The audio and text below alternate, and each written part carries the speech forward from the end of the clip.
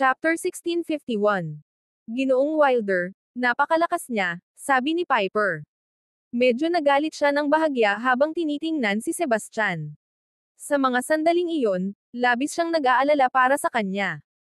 Ang ekspresyon ni Sebastian ay malamig, ang kanyang titig ay hindi natitinag. Malakas. Sa harap ng mga lalaki, wala siyang ibang ginawa kundi magpanggap. Sige. Nagalit siya ng bahagya habang tinitingnan si Sebastian. Sa mga sandaling iyon, labis siyang nag-aalala para sa kanya. Ang ekspresyon ni Sebastian ay malamig, ang kanyang titig ay hindi natitinag. Malakas. Sa harap ng mga lalaki, wala siyang ibang ginawa kundi magpanggap. Sige. Sumunod ka sa akin. Sabi ni Sabrina sa malamig na tono at naglakad patungo sa pasukan ng Little World. Walang pag-aalinlangan, sinundan siya ni Sebastian. Ang kanyang poster ay tuwid, at naglalabas siya ng hangin ng walang takot na kumpiyansa. Pagpasok nila sa Little World, kumislap ang mga mata ni Sabrina ng malamig na lamig. Sabi niya ng malamig, "Hoy, ito na ang katapusan mo." Pinagpag ni Sebastian ang kanyang mga braso, ang kanyang ekspresyon ay walang pakialam. Sumagot siya ng malamig ang tono, "Akala mo ba kaya mo akong patayin? Ang tanga mo." Nagpakawala si Sabrina ng isang pang-aalipustang utot. Mayabang na hanggal. Malalaman mo rin kung gaano ako kalakas. Habang bahagyang iniyuko ni Sebastian ang kanyang ulo, ngumisi siya. Dalhin mo na. Tingnan natin kung kayang ipakita ng mga kakayahan mo ang sinasabi mo. Ang labanan ay sumiklab sa isang iglap. Unang umatake si Sabrina, ang kanyang mga kamay ay humahampas sa hangin. Isang malamig na aura ang nagtipon, bumuo ng napakaraming matatalim na talon ng yelo na humiyaw sa hangin patungo kay Sebastian. Kalmado at hindi natitinag, inactivate niya ang Duality Reversal Technique.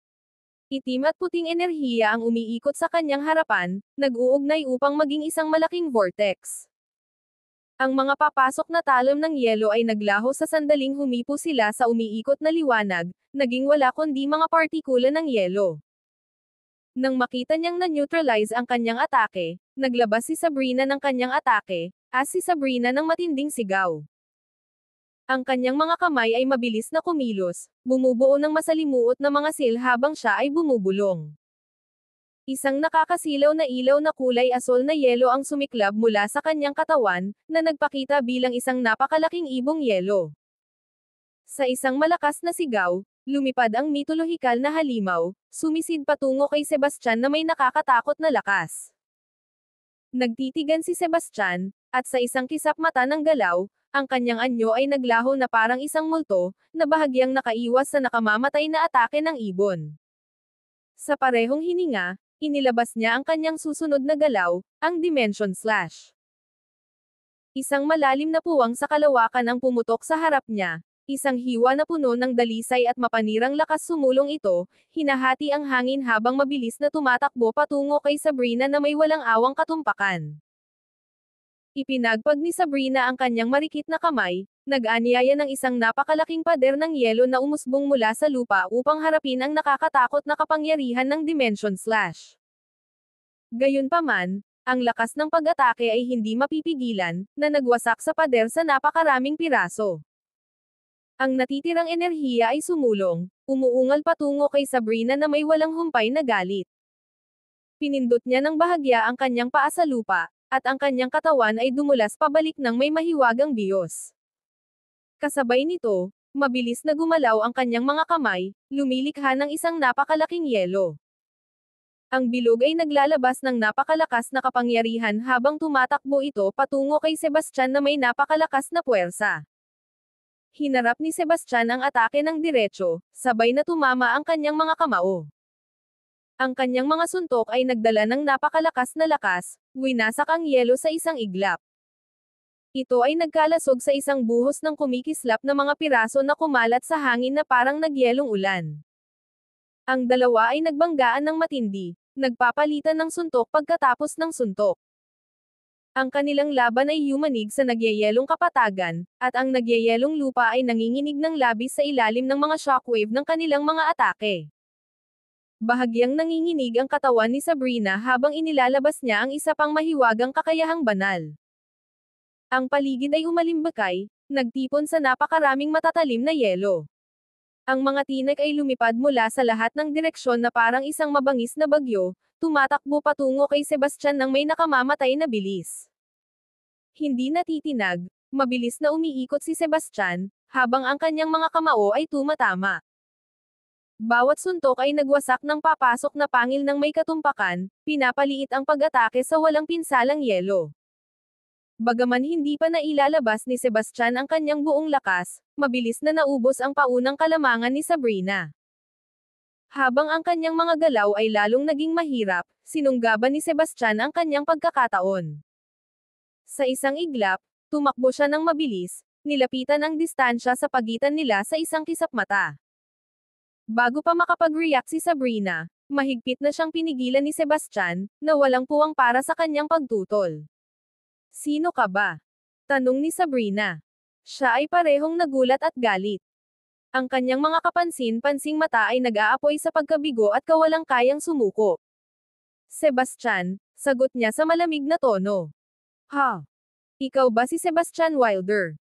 Nagtaka at nagulat si Sabrina, at bahagyang nanginginig siya. Kahit na hindi pa niya siya nakikita ng personal, ang pangalan nito ay isa sa mga narinig niya ng napakaraming beses. Ang mga tsismis ay naglalarawan sa kanya bilang isang tao na nagpagalit sa maraming sagradong lugar at mga pamilyang elitista. Sa hindi malamang dahilan, sa pamamagitan ng matinding kapal ng mukha at hindi maunawa ang lakas, nawasak niya pa ang buhay ni Andres at ilang matatanda. Sa mga nakababatang henerasyon ng lahing tao, marami ang pumuri sa kanya bilang kanilang walang kapantay na kampyon. Laging itinataas ni Sabrina ang mga kwento bilang labis na pinalalaki at walang kabuluhan.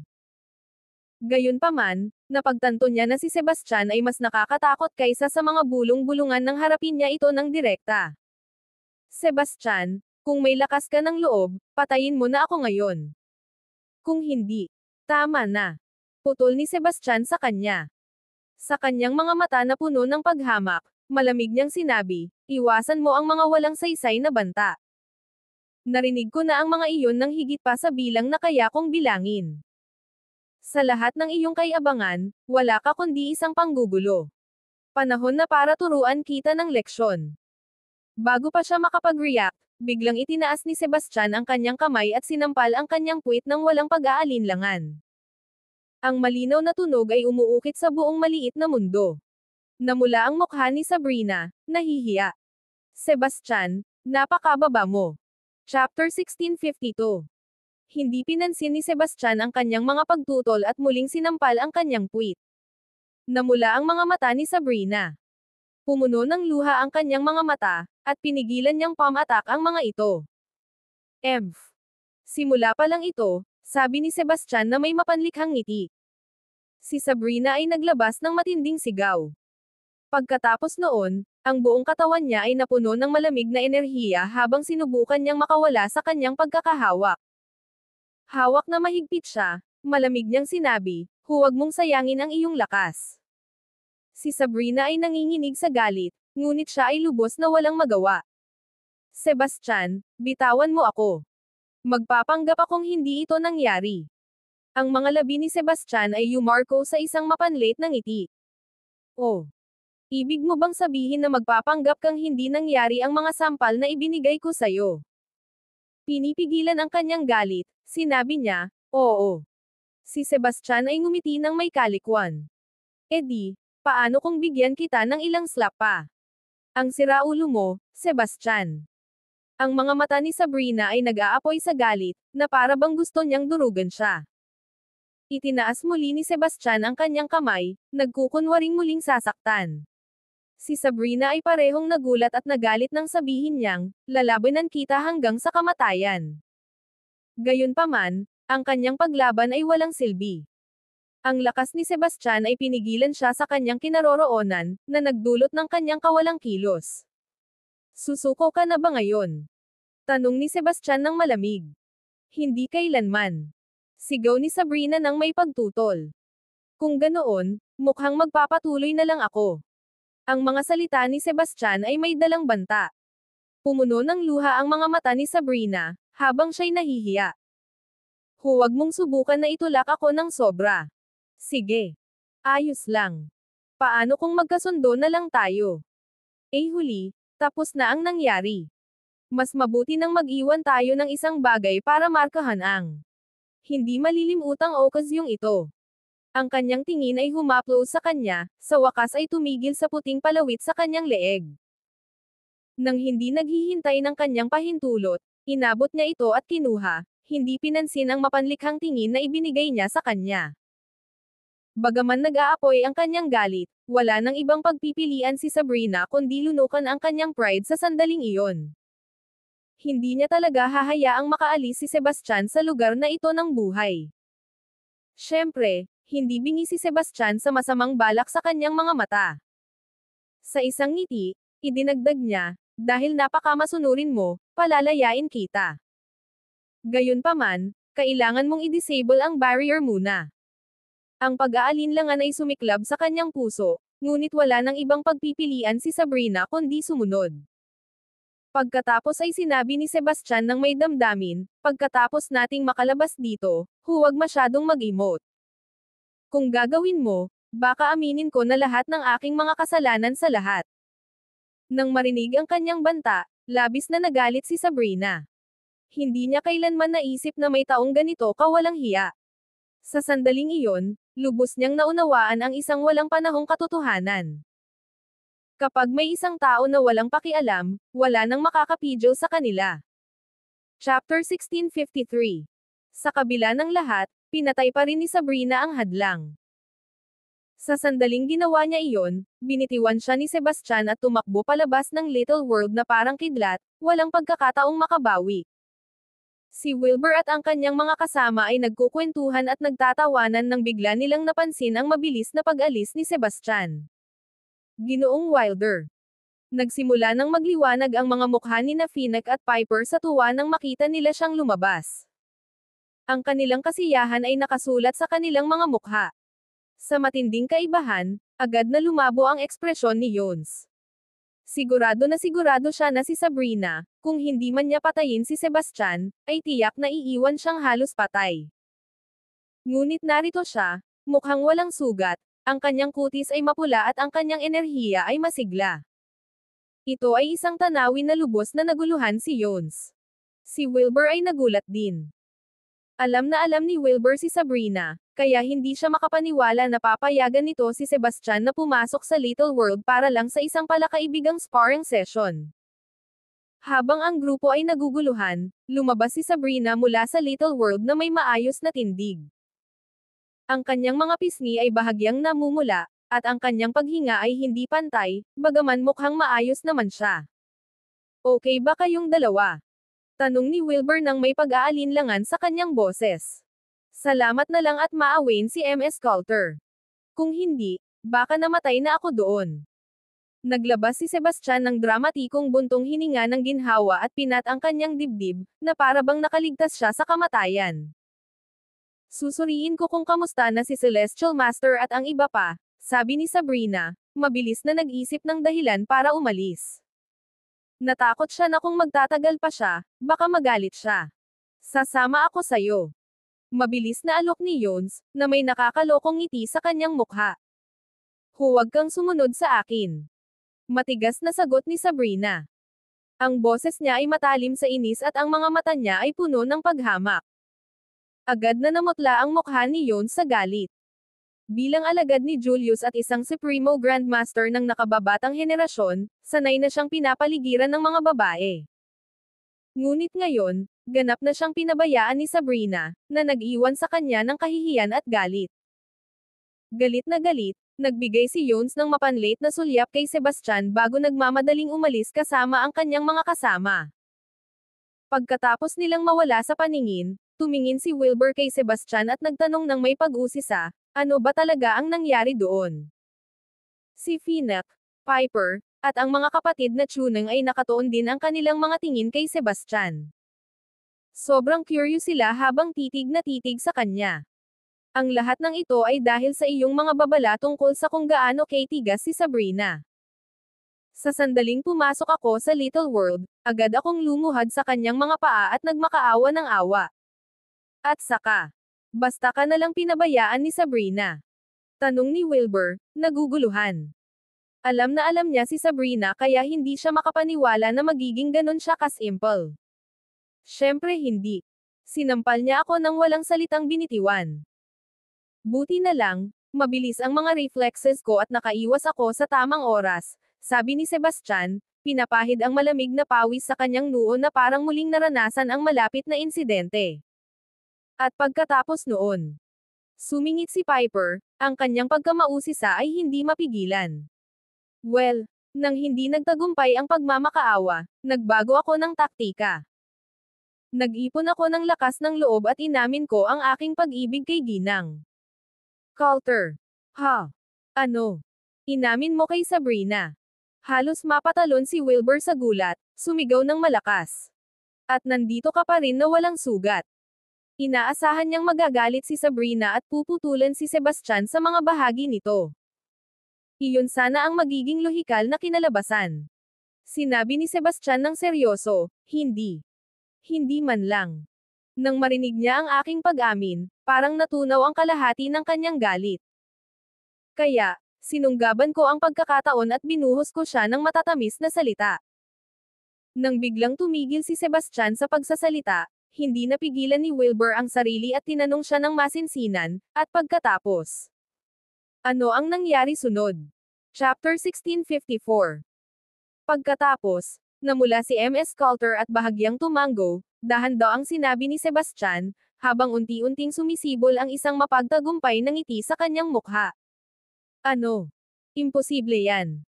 Hindi makapaniwala si Wilbur sa naririnig niya. Nais pa niyang magprotesta, pero napatigil siya nang makita niya kung ano ang hawak ni Sebastian. Parang siya'y natigilan sa kanyang kinatatayuan habang ang kanyang mga mata ay napuno ng gulat at kawalang paniniwala. Agad na nakilala ni Wilbur ang puting palawit sa kamay ni Sebastian. Ito ay kay Sabrina, isang regalo na ginawa mula sa puting kristal ni Tiber nang siya ay maging kanyang disipulo. Bagaman hindi walang halaga ang material, ang pendant ay may malakas na katangian ng depensa, na nagbigay dito ng napakalaking halaga. Laging itinagong mabuti ni Sabrina ito at tinrato itong parang kayamanan. Nang makita ni Wilbur na nasa pag-aari na ito ni Sebastian, siya ay labis na nagulat. Talaga bang pumayag si Sabrina sa iyong pag-amin? Tanong muli ni Wilbur, nahihirapang maniwala. Palagi siyang may nararamdaman para kay Sabrina at sinubukan pa nga siyang ligawan, pero palagi siyang walang pakialam sa kanya. Kahit si Jones, ang alagad ni Julius, na may talento, kaakit-akit, at isa sa mga pinakakahangahangang batang talento, ay hindi higit pa sa isang sparring partner para kay Sabrina. Bagaman kahanga-hanga sa kanyang sariling paraan, tila hindi umabot si Sebastian kina Wilbur o Jones. Ang ideya na tatanggapin ni Sabrina ang kanyang pag-amin ay halos hindi maisip. Sa usaping hitsura, si Sebastian ay walang katangi-tangi. Hindi talaga maintindihan ni Wilbur kung bakit magkakagusto si Sabrina sa kanya. Di ba halata? O akala mo ba ninakaw ko ito? Tanong ni Sebastian ng mayabang, sinasalad ang pendant sa kanyang kamay na parang ipinagmamalaki ito sa harap ni Wilbur. Mabilis na umiling si Wilbur. Nagnakaw ka ng isang bagay kay Sabrina. Iyan ay ganap na kalokohan. Ang grupo ay hindi nagtagal at nahati sa dalawa. Si Wilbur, Finak, at Piper ay pumunta sa isang direksyon, habang si Sebastian ay naglakbay kasama ang mga kapatid na Chunang. Pagdating ng tanghali, nakapagdesisyon na ang konseho ng matatanda. Dahil sa matibay na pagsisikap ni na Julius at Tiber, nagkasundo ng ayaw at gusto ang mga pinuno ng ibang lahi sa isang kompromiso. Ang pagmamay-ari ng 36 na lalawigan sa loob ng 5 teritoryo na kontrolado ng lahing tao ay mapapasya sa pamamagitan ng sunod-sunod na mga laban. Isang lalawigan ang igagawad sa bawat panalo, na may kabuoang 36 na laban na gaganapin. Matapos ang maraming negosasyon, napagkasunduan na ang mga kalahok ay manggagaling sa mas batang henerasyon, na tinukoy bilang mga nasa ilalim ng 200 taong gulang. Ang mundo ng pagsasaka ay nagtataglay ng isang natatanging artepakto na kayang suriin ang edad ng buto, tinitiyak na walang sino man ang makakapagpanggap sa kanilang pagiging karapat-dapat. Nang lumabas ang balita, nagalit ang mga tao, kinagat ang kanilang mga ngipin sa galit. Yung mga hayop na yon, pinipilit na nila tayong lumampas. Wala akong ibang gusto kundi putulin silang lahat at aipakin sa mga aso. Tama ka. Ang mga haliparot na iyon ay labis na kasuklam-suklam. Sana maalisan natin sila ng balat habang buhay at pira-pirasuhin. Ang lupa ay talagang pagmamay-ari ng lahing tao, ngunit ang ibang mga lahi ay naglakas loob na magtulungan at hingin ito ng walang anumang kapalit. Ang kanilang kapal ng mukha at sabuatan ay nakakainis. Sa kabila ng kanilang galit, kaunti lamang ang magagawa ng mga tao. Si Julius at Tiber ay naglaban na ng todo para makuha ang kasunduang ito. Kung hindi, kung sumiklab ang digmaan at nagkaisa ang ibang lahi, tiyak na kapahamakan ito para sa sangkatauhan. Chapter 1655. Bagaman tinawag itong 10,000 lahi, wala namang malapit sa 10,000 iba't ibang uri. Sa katunayan, mga 200, 30 lahi lamang ang nagtipon-tipon dito. Ang nakababatang henerasyon ng mga tao ay malapit nang humarap sa mga supremo ng iba't ibang lahi, isang sitwasyon na tanging mapanganib lamang ang maaring ilarawan. Sa puntong ito, walang silbi ang magreklamo tungkol sa kapalaran. Sa katunayan, ang mundo ng pagsasaka ay palaging walang awa at walang habag, kung saan ang loika ay walang kapangyarihan, at lahat ay tinutukoy lamang ng lakas. Ang kompetisyong ito ay nagaganap sa maliit na mundo ni Tiber. Bagaman hindi maihahambing ang little world na ito sa kalawakan ng mas malalaking kaharian, sapat na ito upang maging host ng kaganapan. Hindi nagtagal, isang karamihan ng mahigit 10,000 tao ang dumagsa sa little world. Bagaman hindi marami ang bilang ng mga kalahok, bawat isa sa kanila ay nasa intermediate deity realm o mas mataas pa. Isang katlo ng mga kalahok ay mga tao, na may mga kinatawan mula sa mga pangunahing sagradong lugar at mga pamilyang elite na nagpadala ng kanilang mga kampyon. Gayunpaman, kung ikukumpara sa 12 ng iba pang lahi, ang mga tao ay labis na kulang sa bilang. Ang bilang ng mga ibang lahi ay higit pa sa doble ng mga tao, at ang kanilang kabuoang lakas avenue pantay na nakakatakot. Ang panig ng tao ay pinamunuan ng dalawang pinakamalakas na nilalang sa kanila, sina Julius at Tiber. Pareho silang tanging mga kilalang individual na nakarating sa transformative deity realm, at sila ang mga gumagawa ng mga pangunahing desisyon para sa mga puwersang tao. Ang Forsaken Race ay pinamunuan ng dating pinuno ng bawat tribo. Kabilang sa kanila ang ilang makapangyarihang patriarka na mga supremo sa transformative deity realm, kabilang sina Ragnar, Ailoria, Bakari, at Korath. Bawat lahi ay may kanya-kanyang natatanging banal na kakayahan. Halimbawa, ang Octo tribe ay may napakamabilis at makapangyarihang mga braso, na may 8 mga pangil na kayang maglabas ng iba't ibang kakaiba at hindi mahuhulaan na mga atake. Ang patriarka ng tribo ng Unicorn, si Ragnar, ay may isang pangil sa kanyang ulo, na kayang magtipon ng napakalaking enerhiya at maglabas ng makapangyarihang sinag ng liwanag na kayang magdulot ng nakasisirang shockwaves. Ang tribo ng mga elf na likas na nakatutugon sa mga puwersa ng kalikasan, ay may pambihirang pagkakaayon sa mga elemento, na nagpapahintulot sa kanila na manipulahin ang mga puwersang ito sa kanilang kapakinabangan. Ang Raven tribe ay mahusay sa bilis at lihim. Ang kanilang banal na kakayahan ay nagbigay daan sa kanila na maglaho sa isang iglap, at muling lumitaw upang umatake ng hindi inaasahan. Ang tribo ng Bluet ay mga dalubhasa sa apoy, kayang magbuga ng mga agos ng nagliliyab na apoy mula sa kanilang mga bibig. Ang dalawang panig ay bumuo ng kanilang mga porma sayon, at ang tensyon sa hangin ay kapansin-pansin. Parang ang mismong atmosfera ay nagyelo sa lugar, puno ng pananabik. Si Ragnar, ang patriarka ng Unicorn tribe, ay nakatayo na may mga kamay sa likod, ang mga mata ay nakabukas ng malaki, puno ng kayabangan. Sumigaw siya, dahil nagdesisyon na tayo, huwag na tayong mag-aksaya ng oras. Sino ang unang lalaban? Magpakatatag tayo. Ang patriarka ng Octo tribe, si Karek, ay humarap sa isang batang lalaki na nakatayo sa likuran niya.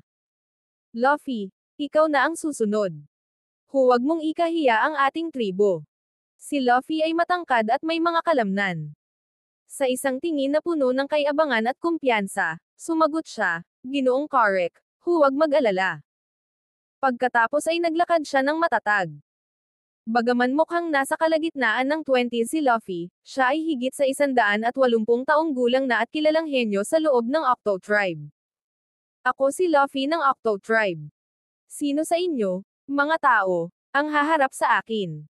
Itinaas ni Luffy ang kanyang baba habang nagtatanong.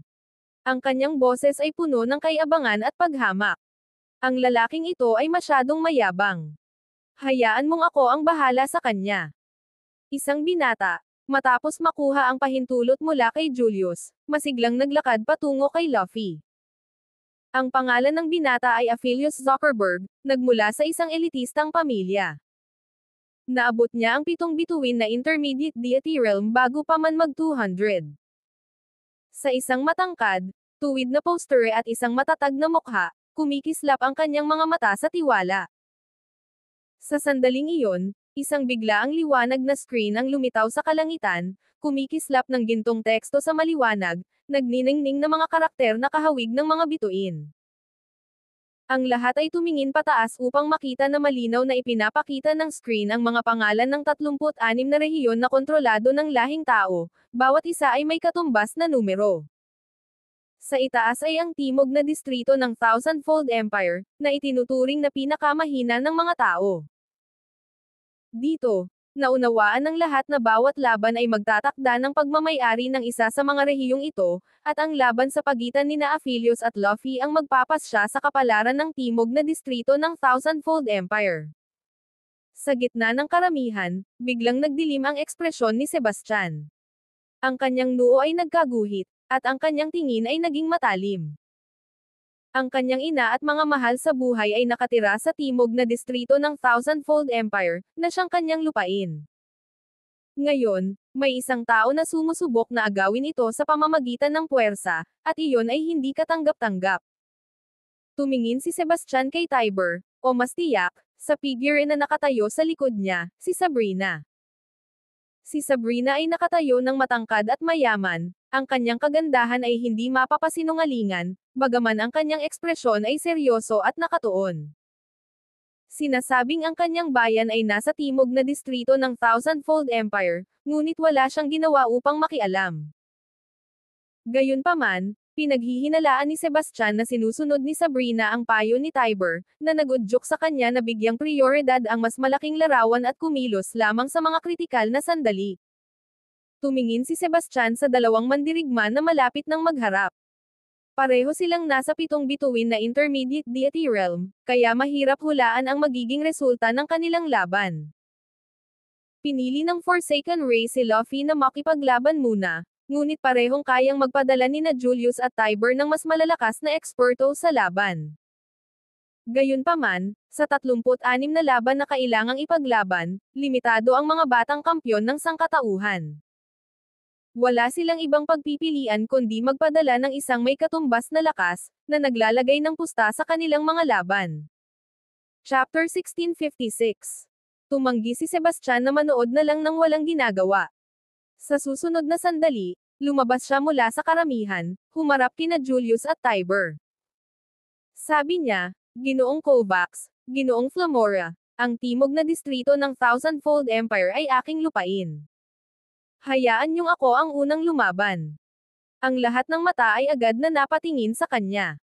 Hindi matukoy ang antas ng pagsasanay ni Sebastian, bahagyang nagulat si Julius.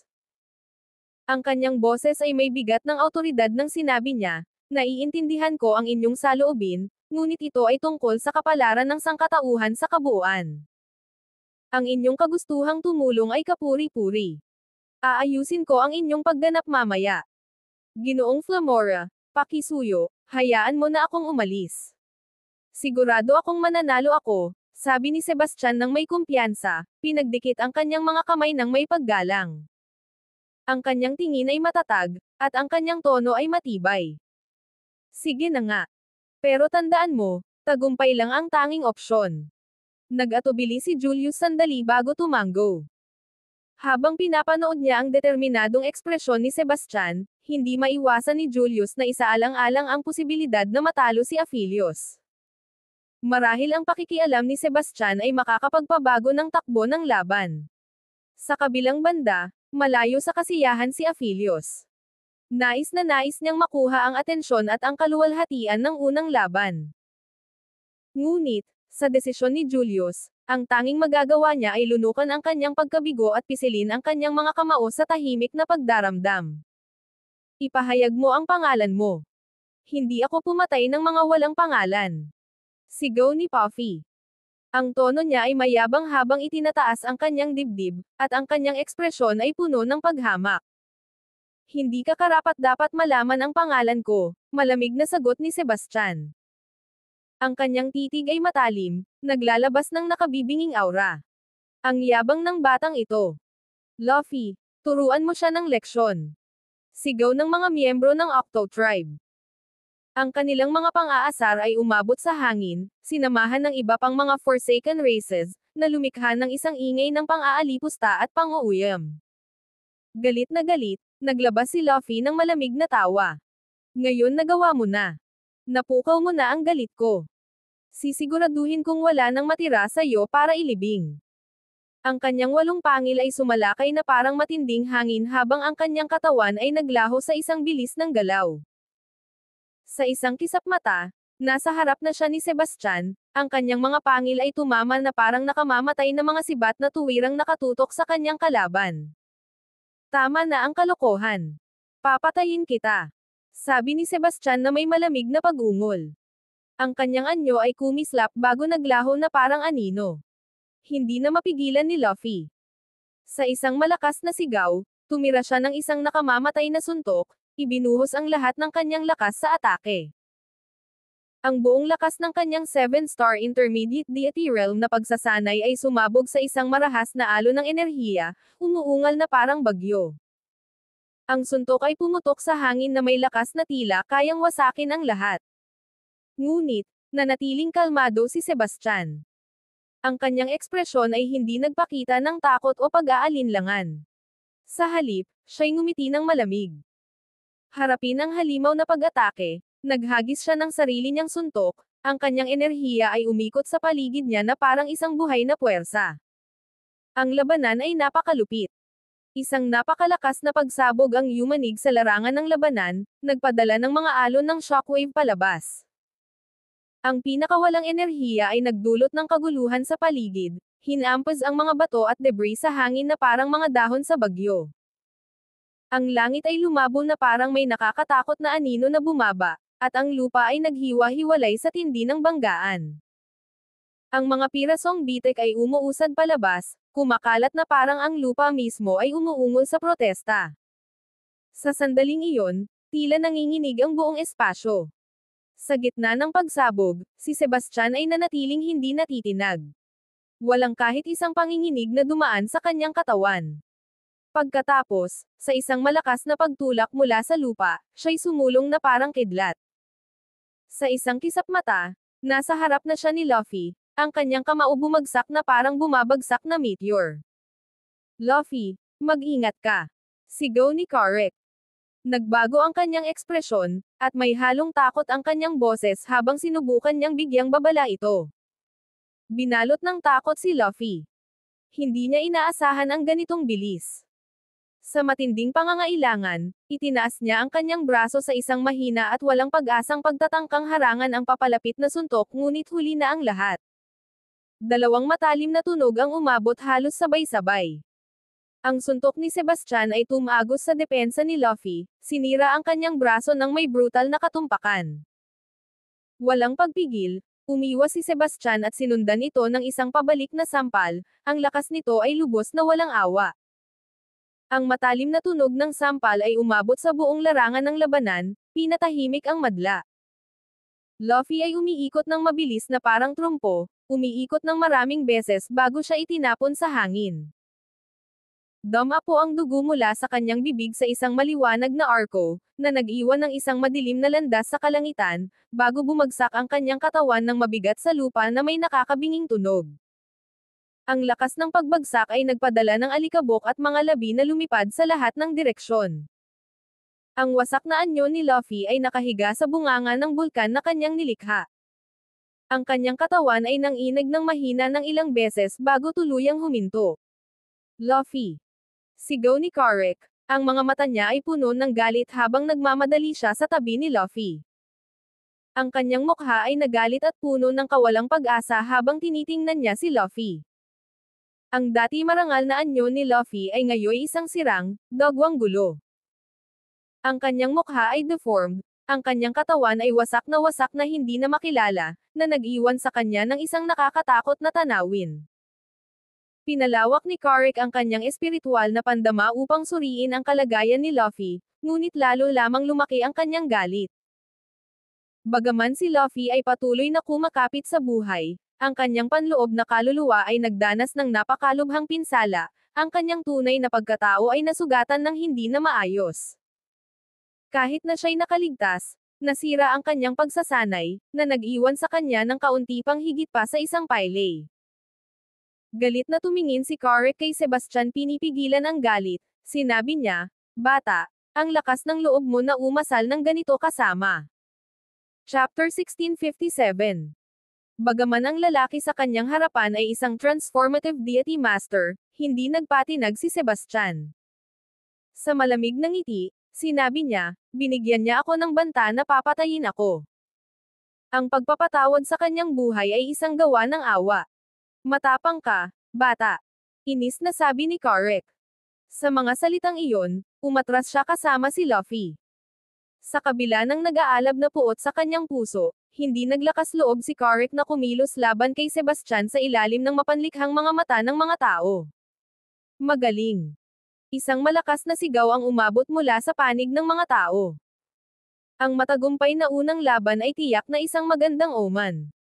Marami sa mga nakababatang henerasyon ang tumingin kay Sebastian na puno ng paghanga at kasiyahan.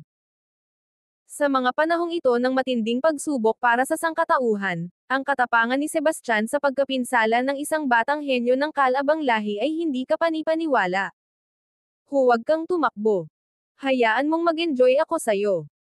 Nang malapit nang bumalik si Sebastian, isang lalaking may tatlong mata sa kanyang noo ang biglang tumakbo papunta sa kanya. Hindi tulad ng Unicorn Tribe, ang lalaking ito ay nagmula sa Three-Eyed Wolf Tribe, at ito ay isang lahi na may katamtamang kapangyarihan ngunit malaking reputasyon.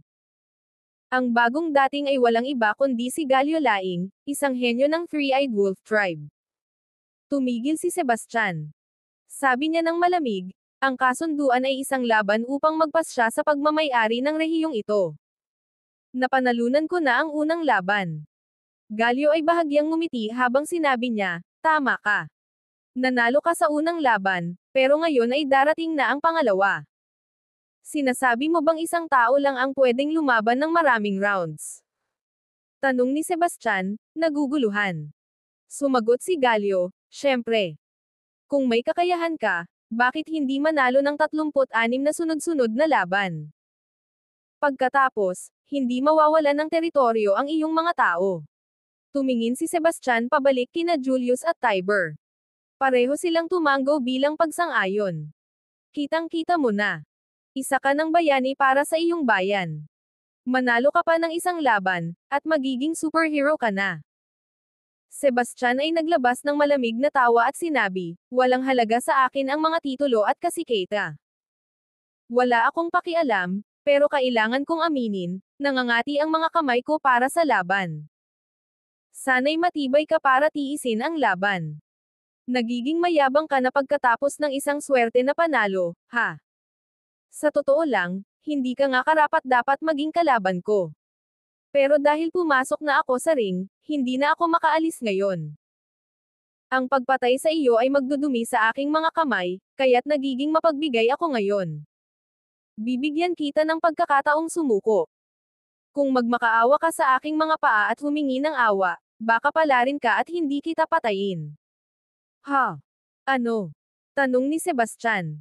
Sabi ko, lumuhad ka sa aking mga paa, at magmakaawa ng awa.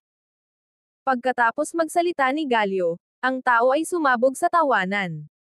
Ang mga tao ay napahiga. Ang mga luha ay dumadaloy sa kanilang mga mukha. Hindi pa nila kailanman nakita ang isang tao na napaka-absurdong tanga. Si Sebastian ay natawa ng malakas. Halika na.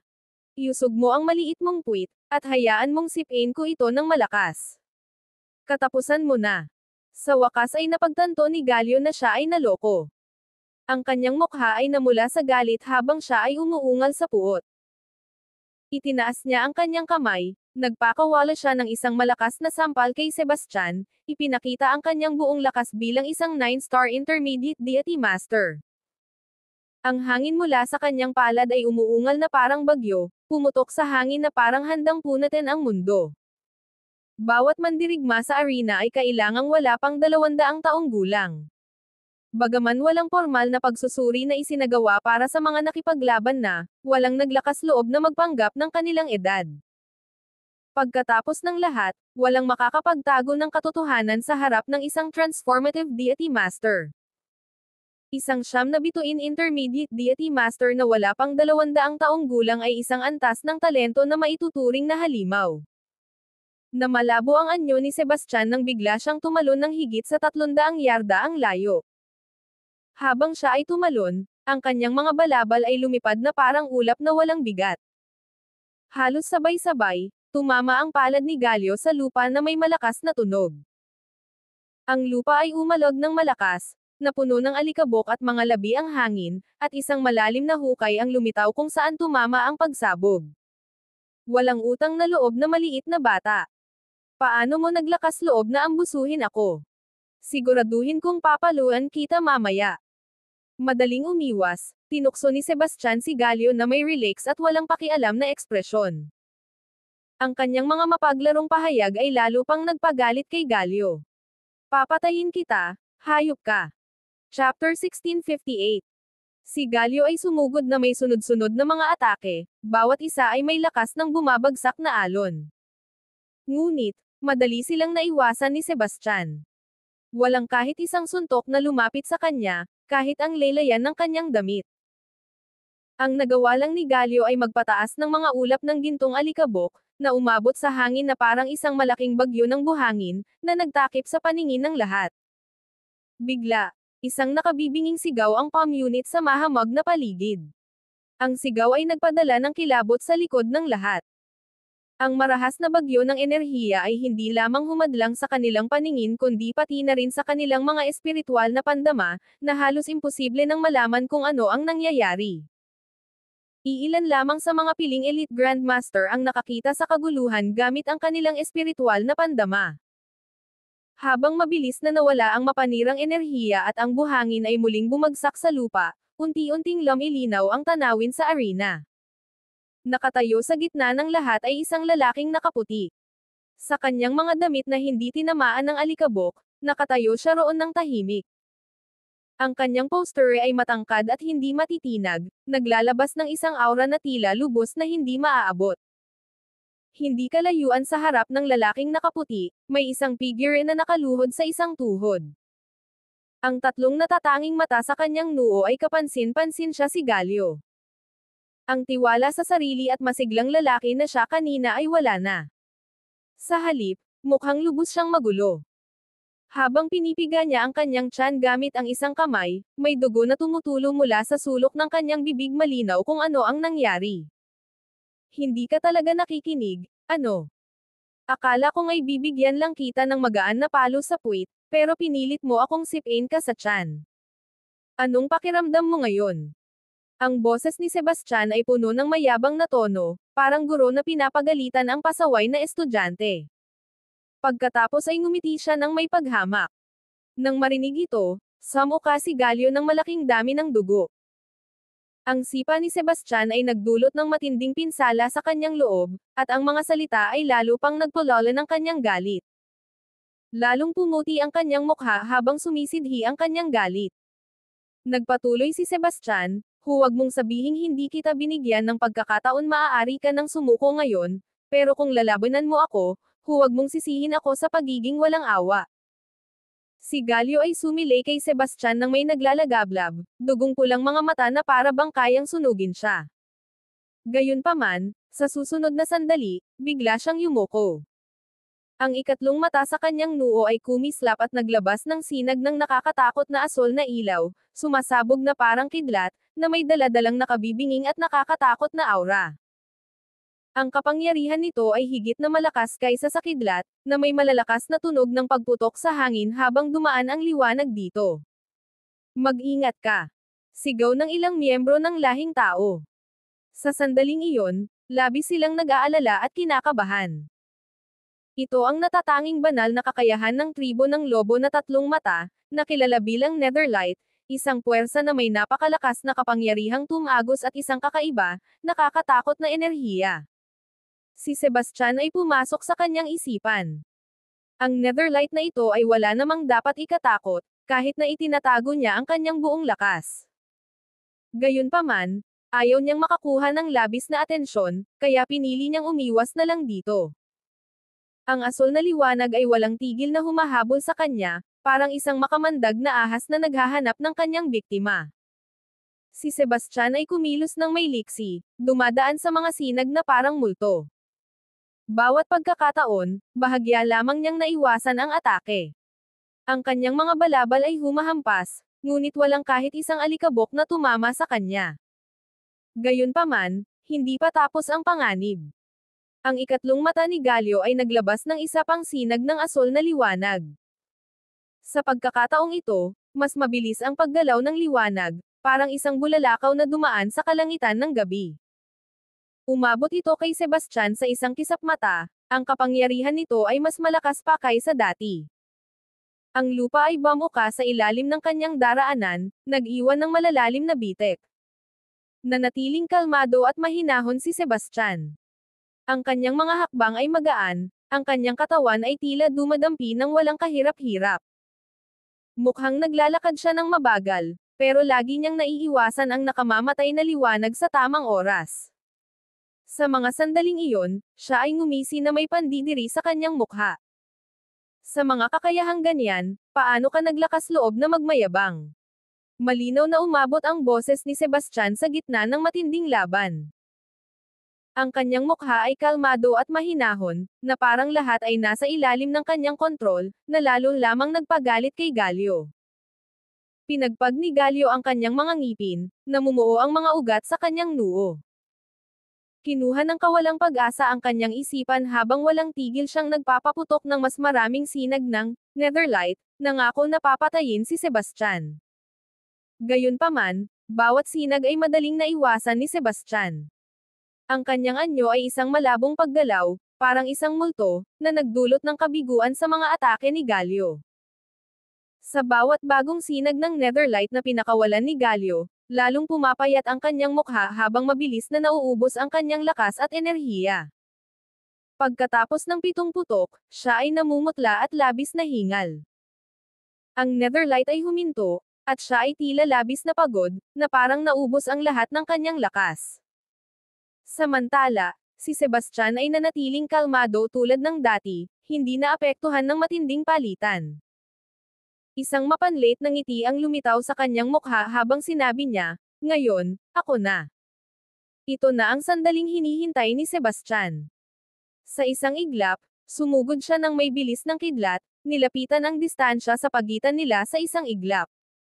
Si Galio ay nahulog sa takot, sinusubukang lumaban, ngunit siya ay labis ng pagod.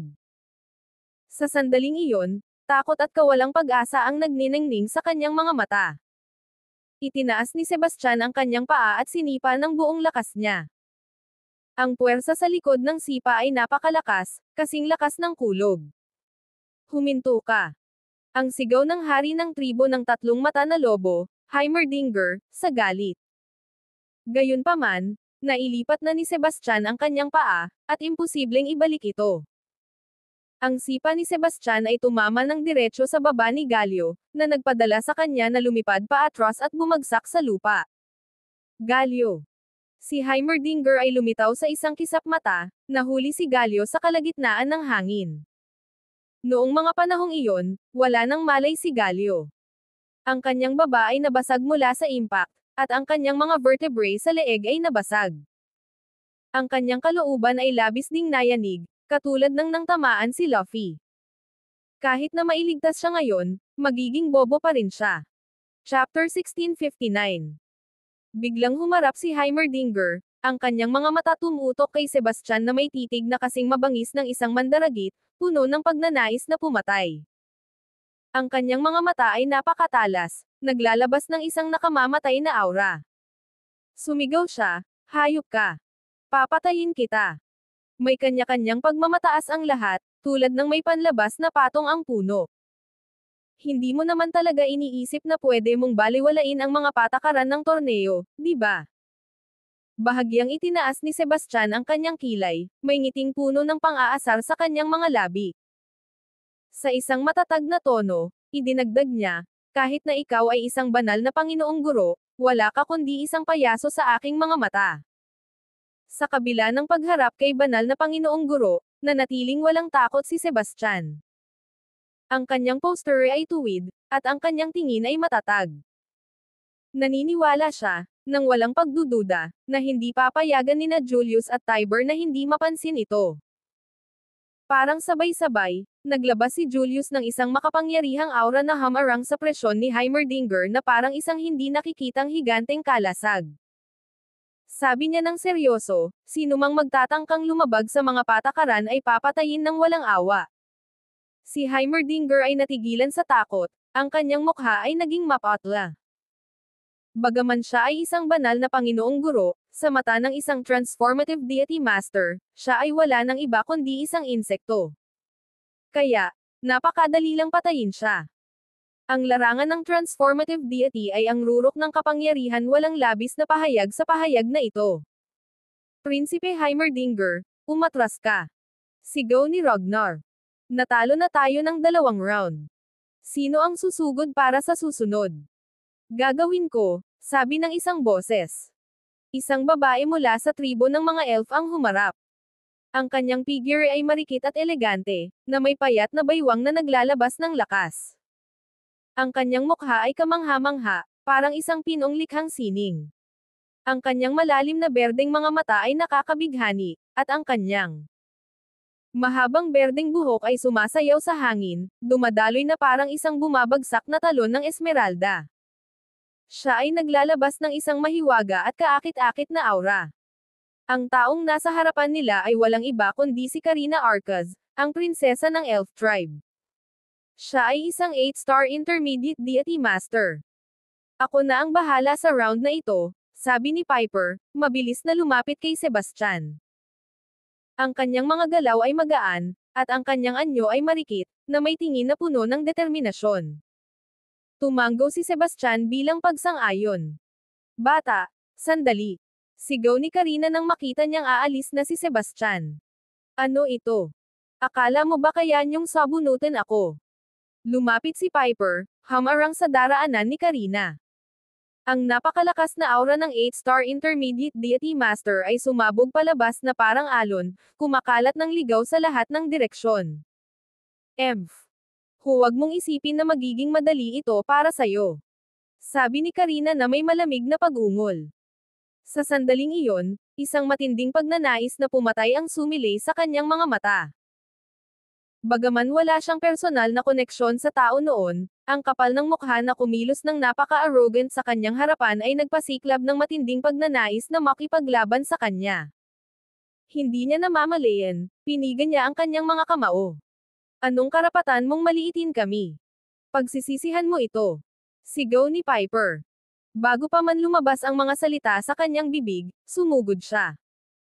Kasabay nito, isang translucent na baston ng yelo ang lumitaw sa kanyang kamay.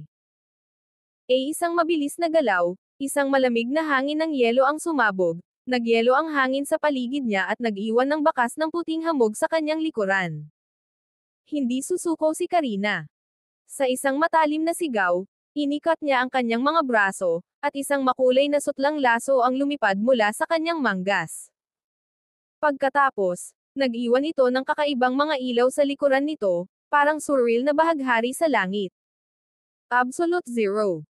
Sigaw ni Piper na may determinasyon bagaman siya'y tila marupok, sa mga sandaling iyon, naglalabas siya ng matinding at matibay na enerhiya.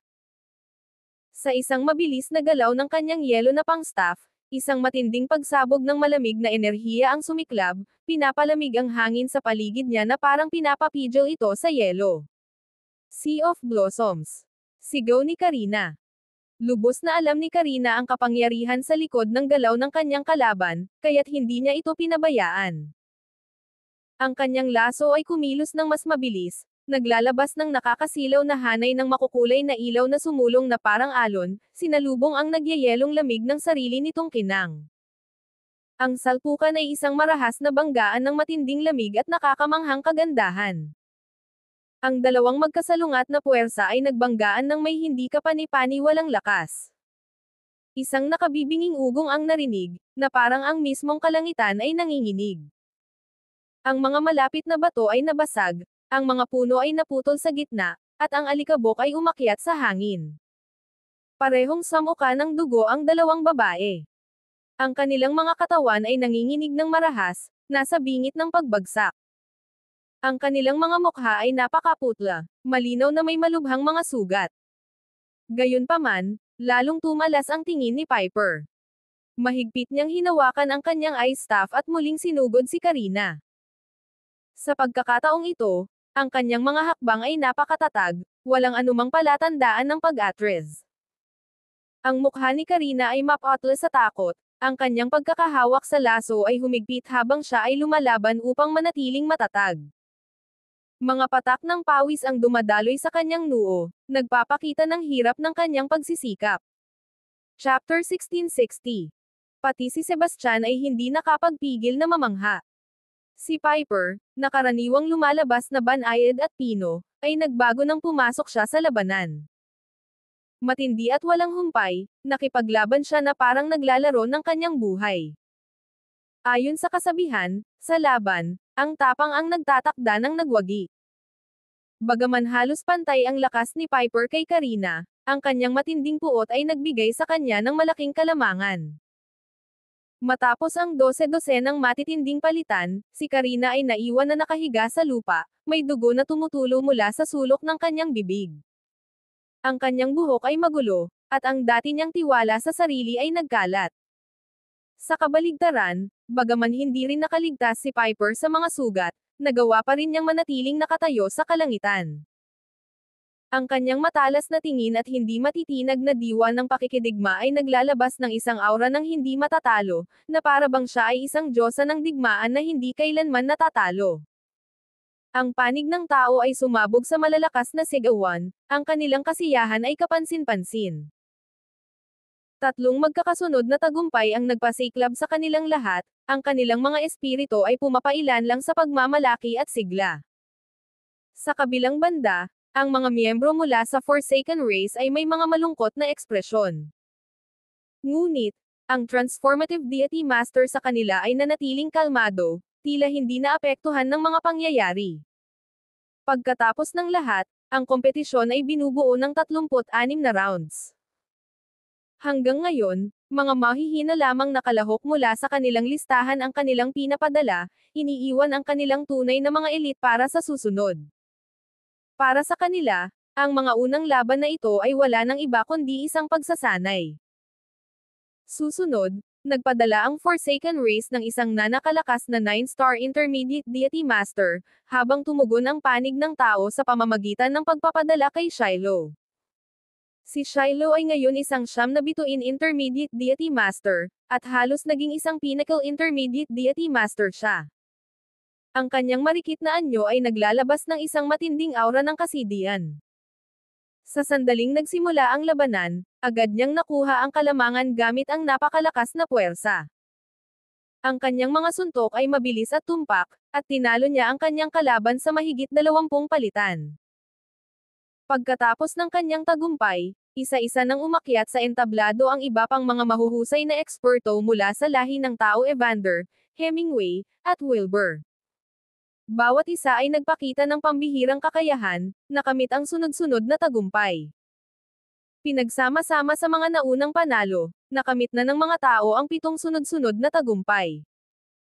Ang lahi ng tao ay puno ng kumpiyansa, Ang kanilang mga sigaw ay umaabot sa kalangitan sa matinding kaibahan, ang moral ng Forsaken Race ay nasa pinakamasamang kalagayan. Karamihan sa kanila'y nakayuko sa kahihiyan, nalulumbay matapos matalo ng sunod-sunod na 7 beses. Ito ay isang nakakapanghinayang na kahihiyan. Sa kabila nito, nanatiling kalmado at mahinahon si Cornelius. Walang pag-aalinlangan, ipinadala niya ang isang napakataas at matipunong lalaking may 8 makapangyarihang braso. Ang lalaking ito ay walang iba kundi ang prinsipe ng pagsasapantahan ng 8 kamay na Demon Apes, si Juno Zokar. Pagdating niya sa larangan ng digmaan, isang mabangis na aura ang lumabas mula sa kanya. Ang kanyang mga namumulang kalamnan ay tila pinalak ng bakal, naglalabas ng likas na lakas. Ang mga miyembro ng Forsaken Race ay sumabog sa masiglang sigawan, na maraming mga babae sa kanila ang sumisigaw sa kasiyahan sa kanyang paningin. Si Juno ay isang pangalan na nagbigay ng paghanga sa buong lupain.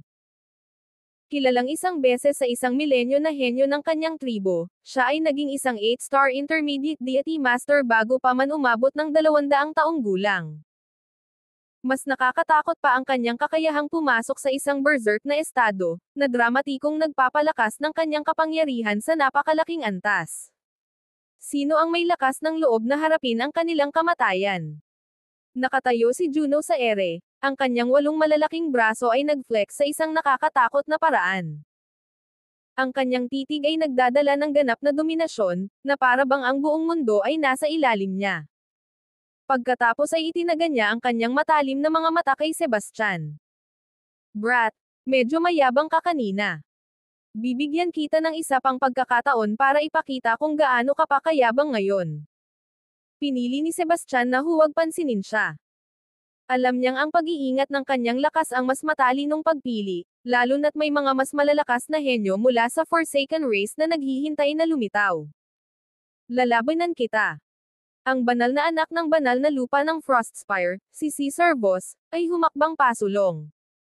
Matapos ang isang nakaraang tagumpay, tumaas ang kanyang kumpiyansa.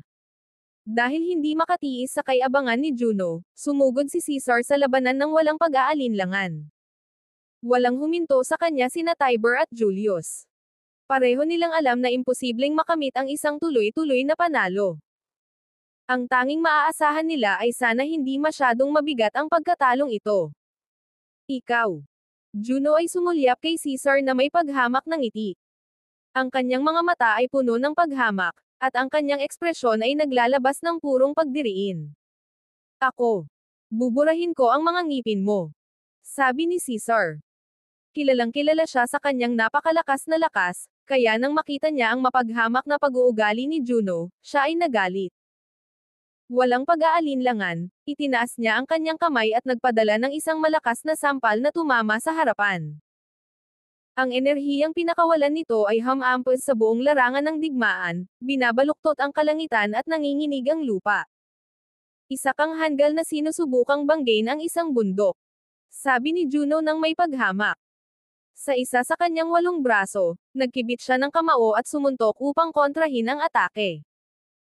Hindi na nag-abala si Juno na gumamit ng anumang banal na teknik, ngunit ang lakas ng kanyang suntok ay labis na nakakabigla. Ang lakas nito ay napakalaki na ang hangin mismo ay umuungol sa ilalim ng presyon, at ang espasyo sa paligid niya ay yumuko na may tunog na parang nababasag. Isang nakakatakot na pagsabog ng enerhiya ang sumulong, sumasalpok sa atake ni Caesar. Erg! Nilaglag ni Caesar ang isang bangkos ng dugo habang ang kanyang katawan ay tumilapon pabalik, siya ay natalo sa isang iglap.